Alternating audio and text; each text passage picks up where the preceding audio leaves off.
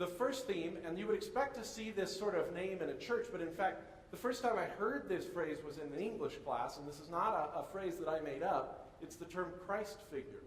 And what Christ figure refers to in literature, and again, this is an established term in the literary world, Christ figure doesn't refer to somebody who is necessarily good. Your Christ figure may be a bad person. But Christ figure is somebody who, it's the individual in the story who has some unique power or powers to save the world. Now, this is all within the confines of the story, and within a story, the world may be very small. For example, the world in High School Musical is very small.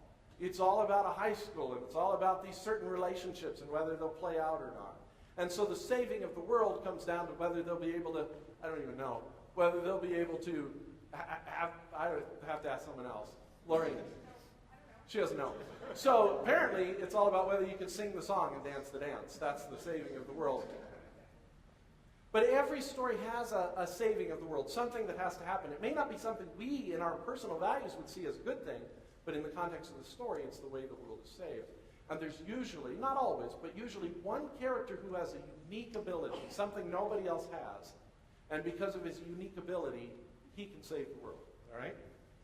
I'll give you some examples of that.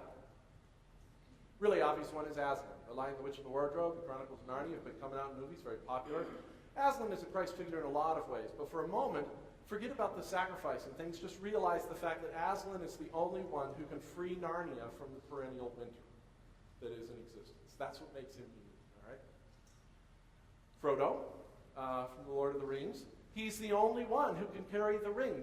Gandalf is stronger, Strider and Aragorn are stronger, but none of them can take the ring and destroy it. Only Frodo can do it. That's part of his unique ability.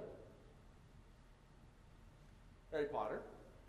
Harry Potter is unique in the way that he was saved, and the lightning scar that he has, and the way that he lives in the world, the way he performs his magic. He's unique, and only he can defeat he who shall not be named.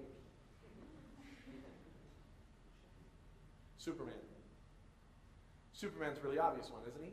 I mean, he is the only Superman. All superheroes are Christ figures. All superhero stories, by the way, most superhero stories have inevitably, because superhero stories have a formula to them, they all have 5 of the 7 themes. It's written into the way you write a superhero story, which is one reason I like superhero stories. Here's another example.